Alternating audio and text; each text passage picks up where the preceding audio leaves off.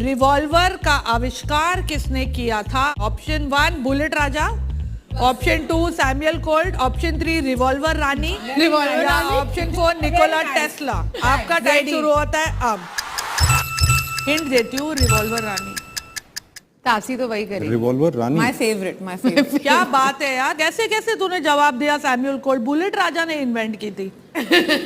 विनीत, गलत है तुम्हारा जवाब। राजा डिड इट। वो तो रिवॉल्वर निकालो रानी। टी शर्ट अभी। ये क्या है? अब बुलेट निकालने राजा आया पड़ेंगे था ना कपड़े। उस पे। नहीं, सैमुअल कोल्ट पक्का। पक्का। ये तीनों का टाई होने वाला है यार, तीनों को मिलते हैं 10 मार्क्स।